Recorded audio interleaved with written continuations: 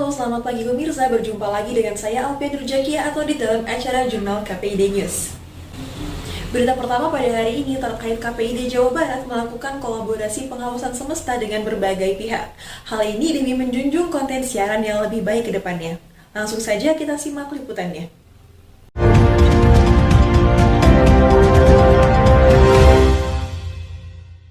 Dalam melaksanakan pengawasan semesta, KPID Jawa Barat melakukan kolaborasi. Pengawasan semesta tersebut mempertahankan apa yang telah direncanakan pada tahun 2021.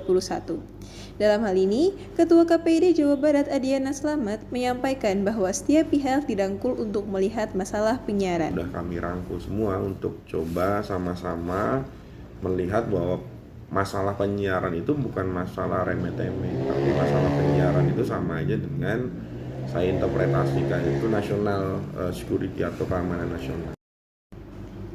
KPID Jawa Barat dengan melakukan kolaborasi pengawasan semesta terhadap masyarakat, berharap seluruh masyarakat untuk aktif dalam mengawasi isi-isi siaran. Alfian Nurjakia atau Rit dari Bandung melaporkan. Baik pemirsa, Indonesia saat ini akan melakukan peralihan dari analog ke digital. Peralihan ini akan berakhir pada tanggal 2 November 2022 nanti. Namun, apakah masyarakat sudah mengetahui hal ini? Mari kita simak liputannya.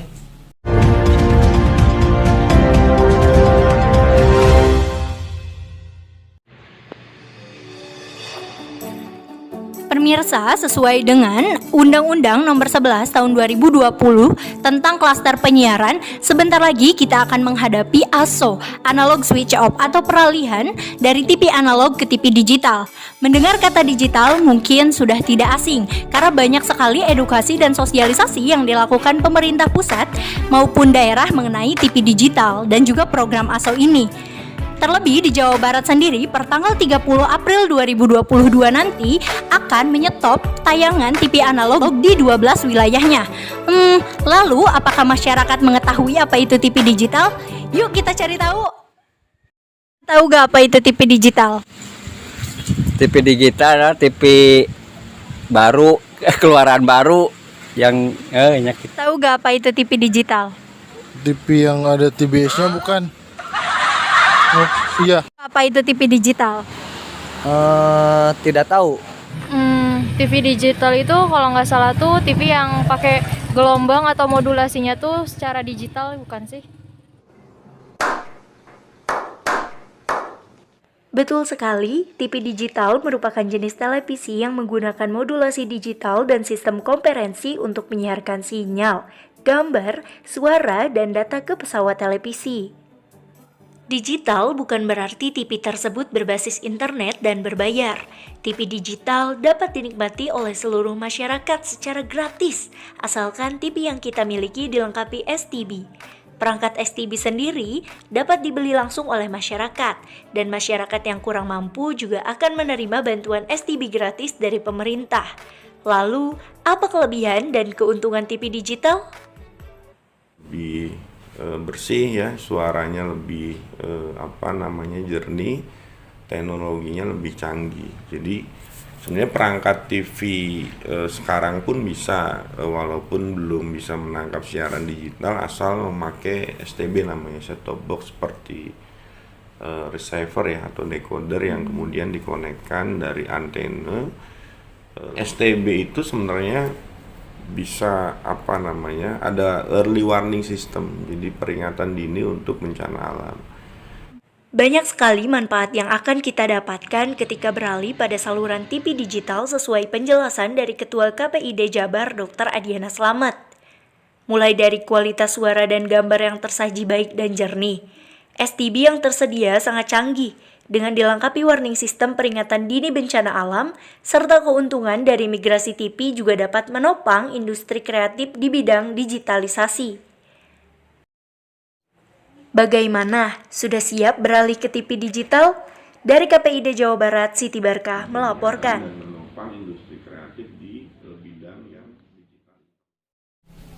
Baik pemirsa, kita akan jeda sejenak, tetaplah bersama kami di Jurnal KPID News.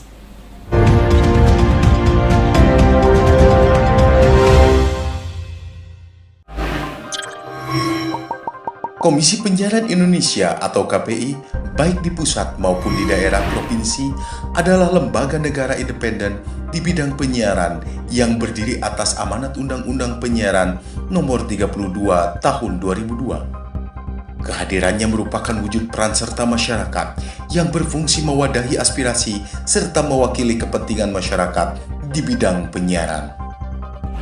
Kewenangan utamanya adalah mengatur penyiaran, baik televisi maupun radio yang menggunakan frekuensi publik. Kewenangan pengaturan atau regulasi itu diwujudkan dalam bentuk P3SPS atau Pedoman Perilaku Penyiaran dan Standar Program Siaran.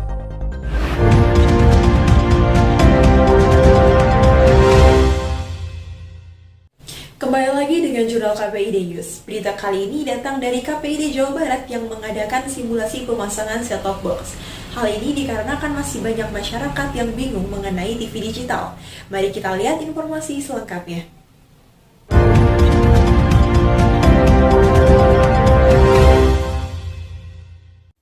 Bertempat di stasiun TV SMTV Sumedang, KPID Jawa Barat menggelar acara simulasi mengenai bagaimana cara memasang set-top box. Set-top box adalah perangkat tambahan yang dipakai untuk menangkap sinyal digital pada TV tabung yang belum mempunyai sistem digital. Dengan dipasangnya alat ini, maka televisi tabung Anda tidak perlu dibuang, melainkan bisa langsung menangkap siaran televisi digital dengan gambar yang bersih, suara yang jernih, dan teknologi yang canggih. Bagi KPID Jawa Barat, simulasi pemasangan set-top box merupakan salah satu cara untuk mensosialisasikan matinya TV analog yang akan dimulai pada 30 April 2022 mendatang. Secara bertahap, TV analog terestrial akan bermigrasi ke TV digital, dan secara nasional, TV analog akan mati total pada 2 November 2022. Bagi KPID Jawa Barat, simulasi ini juga sekaligus ingin memastikan masyarakat menerima informasi sesuai dengan haknya. Acara ini digelar bersamaan dengan literasi media bertajuk Cerdas Bermedia Menyongsong ASO atau Analog Switch Off. Tampil sebagai pembicara yaitu Syaifur Rahman Ahmad, Komisioner KPID Jawa Barat, Almadina Rahmaniar, dosen Ilmu Komunikasi FISIP Unpas, serta pembicara kunci anggota DPRD Jawa Barat, Dr. Abdi Yuhana.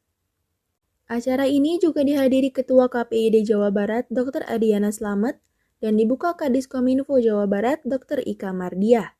Nurliana Amelia melaporkan.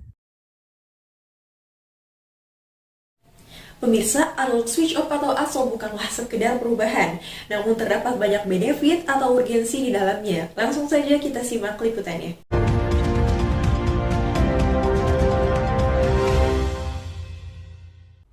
Pemirsa, Ketua KPID Jawa Barat Adiana Slamet mengungkapkan bahwa terdapat beberapa benefit dan implikasi dalam analog switch off. Salah satunya adalah penambahan stasiun televisi yang membutuhkan lebih banyak konten kreator. Langsung saja kita simak liputannya. Bahwa ketika kita ngomong ekosistem, analog switch off ini paling tidak ada beberapa implikasi. Yang pertama, yang paling sederhana implikasinya itu adalah penambahan stasiun televisi. Jadi penambahan stasiun televisi ini berarti dibutuhkannya, tadi sudah disinggung oleh Pak Gilang, dibutuhkannya konten-konten kreator. Tidak mungkin stasiun televisi yang kemudian sekarang ada, yang existing maupun yang baru, itu memenuhi program isi siarannya tanpa di-backup. Ini lagi-lagi tanpa di-backup terutama oleh kalangan kampus dan konten kreator. Maka dari itu sebenarnya ketika kita bicara benefit dari analog switch off ini misalkan atau urgensi dari analog switch off ini ada dua perspektif. Perspektif pertama yaitu industri kreatif di bidang penyiaran yang memakai frekuensi. Karena tadi penambahan stasiun televisi baru dibutuhkannya konten-konten kreator, production house, dan yang lain-lain. Lalu perspektif yang kedua, karena dividen kelebihan frekuensi itu adalah 112 MHz, ini akan mendorong industri kreatif di bidang OTT atau over the top, yang kemudian akan berimplikasi pada kecepatan internet, yang kemudian berimplikasi pada pertumbuhan ekonomi. Ketika memberikan sambutan dalam acara workshop jurnalisme pasca ASO di Tasikmalaya, Adiana Slamet juga menjelaskan bahwa nantinya di stasiun TV akan ada spesifikasi program seperti edukasi, berita, kebudayaan, politik, dan lain sebagainya. Ini menjadi tantangan kita semua untuk melakukan terobosan-terobosan membangun ekosistem penyiaran pasca analog switch off atau digital switch on. Amiranda Dasipa melaporkan. Selanjutnya datang dari sepasang selebriti yang menggelar acara pernikahan yang disiarkan di televisi selama kurang lebih 7 jam. Hal ini dapat mengganggu frekuensi publik. Lalu bagaimana tanggapan KPID Jawa Barat terkait hal tersebut? Mari kita simak.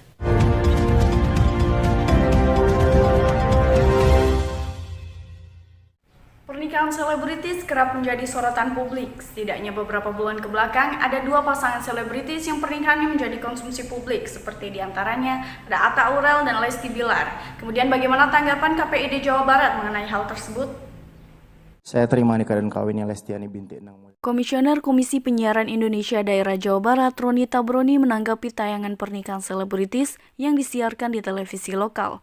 Roni menjelaskan bahwa konteks siaran pernikahan selebritis itu menyalahgunakan frekuensi publik demi kepentingan pribadi.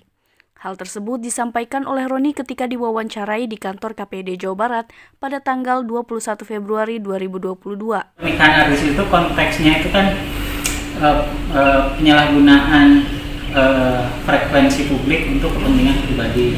Dalam regulasi sangat jelas ditegaskan bahwa frekuensi ini milik publik dan harus dikembalikan kepada publik dalam bentuk siaran sesuai dengan kepentingan publiknya. Jadi kalau ada yang menggunakan untuk kepentingan pribadinya, maka itu penyalahgunaan, apalagi dengan menggunakan rentang waktu yang sangat lama ya.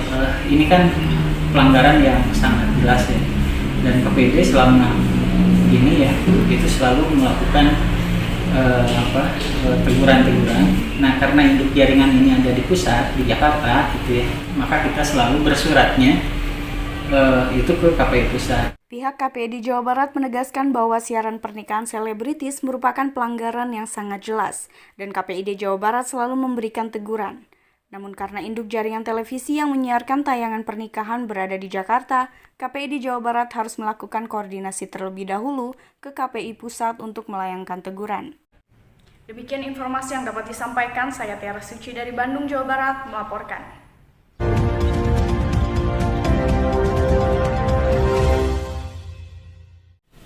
Selanjutnya kita akan membahas tentang regulasi dalam membuat konten. Namun kita harus jeda sejenak terlebih dahulu, tetaplah bersama kami di Jurnal KPID News.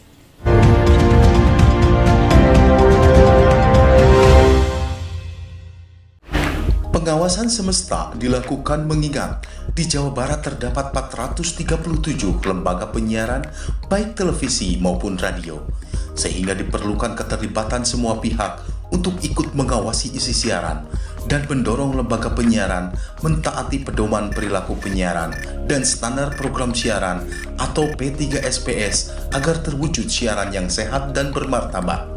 Tersebar pula konten-konten yang positif dan inspiratif. Jika masyarakat mendapati konten siaran yang tidak sesuai dengan etika penyiaran, maka dapat melaporkannya ke KPID Jawa Barat. Adapun sanksi-sanksi yang diberikan dapat berupa teguran tertulis, penghentian sementara mata acara yang bermasalah setelah melalui tahap tertentu, pembatasan durasi dan waktu siaran, denda administratif, pembekuan kegiatan siaran untuk waktu tertentu, tidak diberikan perpanjangan izin penyelenggaraan penyiaran, atau pencabutan izin penyelenggaraan penyiaran.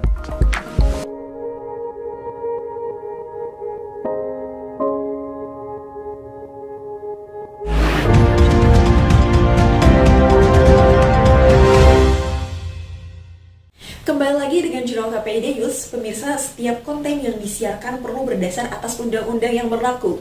Pentingnya kita memahami regulasi membuat konten. Mari kita simak tanggapan KPID Jawa Barat.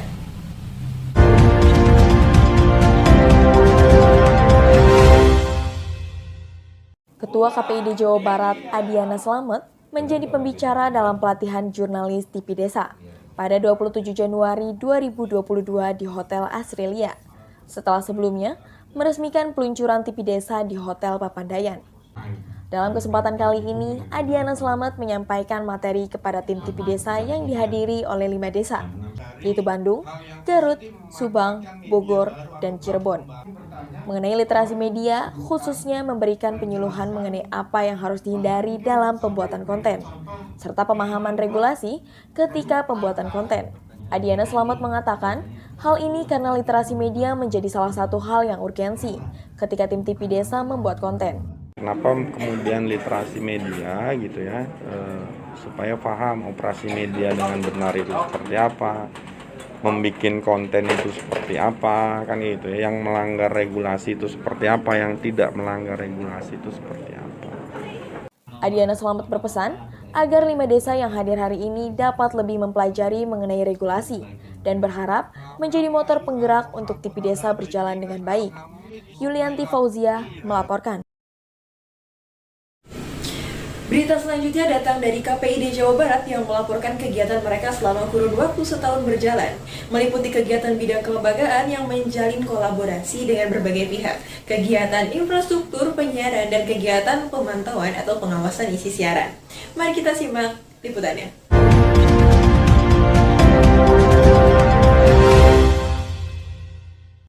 Untuk pertama kali, Komisi Penyiaran Indonesia Daerah atau KPID Jawa Barat melaporkan kegiatannya ke Komisi 1 DPRD Jawa Barat pada Jumat 28 Januari 2022.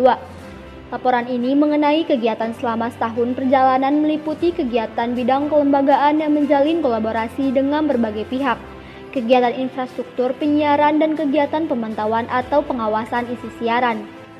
Sidang pertemuan dengan Komisi 1 DPRD Jawa Barat dipimpin Sekretaris Komisi 1 Sadar Muslihat. Dihadiri anggota Komisi 1 Muhammad Sitkon, Ahab Syihabuddin, Yosa Oktora, Arif Hamid, Ketua Komisi 1 Bedi Budiman, dan Ketua KPID Jabar Adiana Slamet.